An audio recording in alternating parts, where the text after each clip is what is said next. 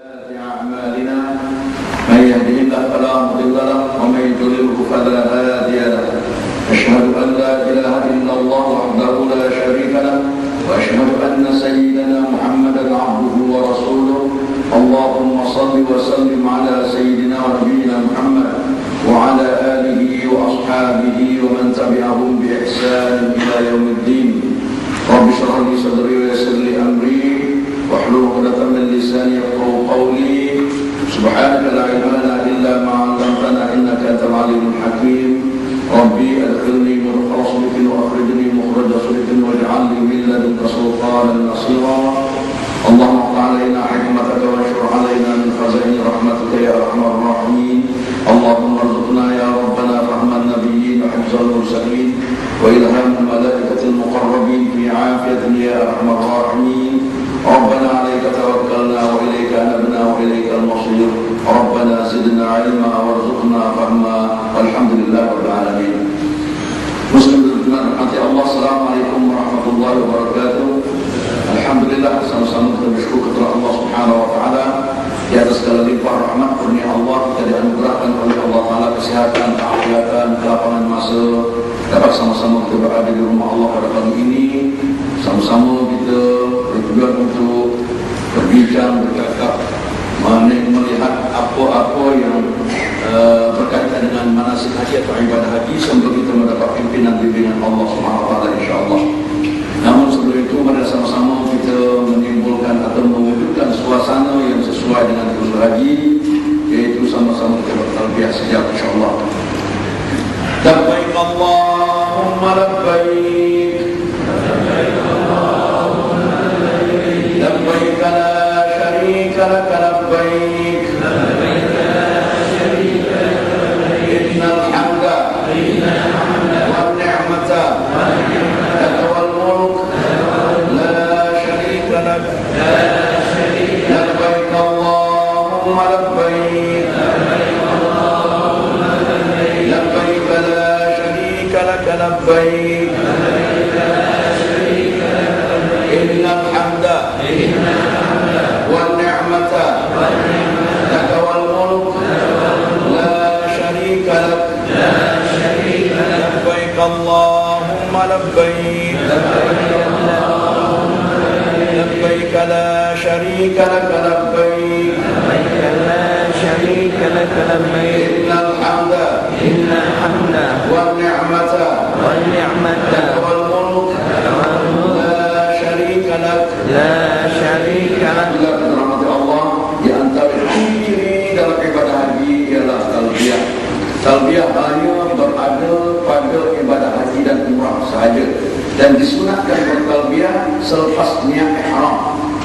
Selepas niat ihram kita disunatkan bertalbiyah kalau dalam ibadah umrah sehingga sebelum mulakan tawaf rukunnya. Dalam ibadah haji sebelum tahlul awal itu sepanjang itu talbiyah. Di antara masa itu tersebut kita bertalbiyah semasa khusus bukan disunahkan, hanya sekadar untuk menimbulkan suasana khusus haji. Dan talbiyah ini orang laki-laki disunahkan bersuara nyaring, orang perempuan tidak. Berlaku apa ni realiti dia bekah, perempuan bisa nyaring, laki-laki tidak. Jadi balik habis kan. Allah alam bisawab. Kita terhormat Allah, kita sambung perbincangan kita belum lepas. Kita dah habis adab masjid kan? Lepas. Ada dua adab lagi yang saya rasa perlu dibincangkan. Adab masjid itu ada satu yang saya rasa perlu diingatkan balik, iaitu dilarang melintasi orang solat. Halo? Apa?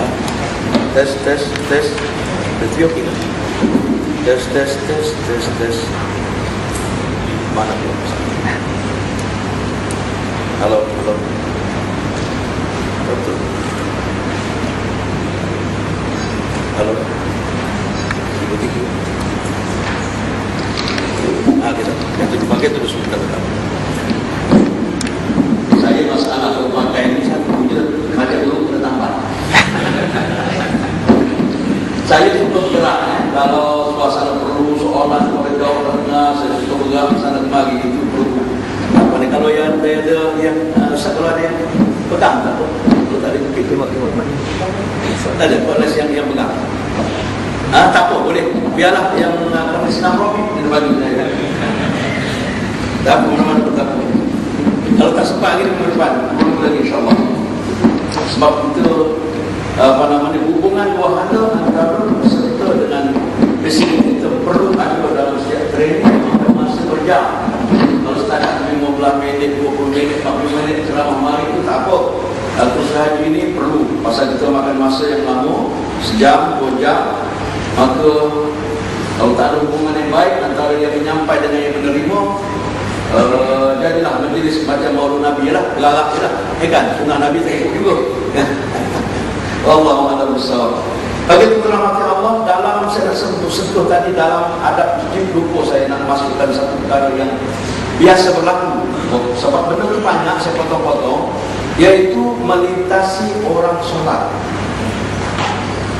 Ada sebuah hadis Nabi SAW yang mempunyai, Nabi kata lebih baik menunggu 40 tahun daripada melintasi orang solat sekiranya tahu takut azab Allah bagi mereka yang melintasi orang solat. Maka ada 2 peranan di sini. Satu peranan orang sembahyang, satu peranan orang melintasi orang sembahyang. Kecuali keadaan darurat. Waktu Masjidil Haram, dalam masa padat itu darurat. Tak boleh buat apa. Di sana sini semua ada orang solat. Okey? Okey. Salat. Okey. Oh ya. Itu sudah pakai?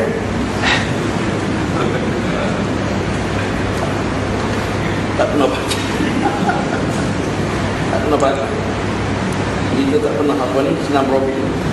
Orang yang buat halo testing, halo testing, testing, testing. Dengar tak? Halo, halo, halo. Dia tak nak saya tu.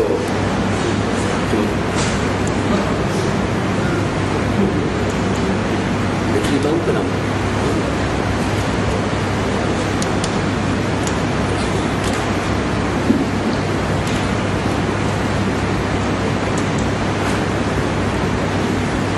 Tak apa, kita jalan dulu dengan mic yang ada tadi. Mana depan?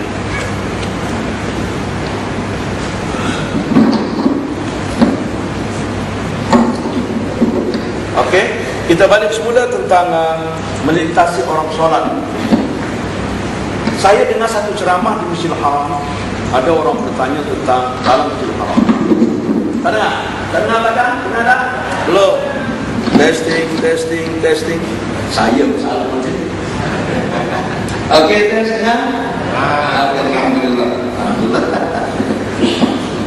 Okey, saya dengar satu ceramah di Masjidil Haram. Ada orang bertanya tentang melintasi orang solat semasa berada di Masjidil Haram pada musim haji. Makna musim kepada yang sukar untuk kita atasi. Maka Fadil Syekh yang mengajar di Jalan berkata itu darurat pada musim haji. Sama juga seperti kita solat berjamaah di Masjidil Haram. Bolehkah kita semayang di depan imam? Dan imam belakang kita depan. Dah kamar sana kan? Semasa tawaf, tiba-tiba tengah tawaf rekamat. Kita salat depan tu. Pun timbul beberapa masalah. Orang bertanya ketika itu apabila kita semak. Dalam mazhab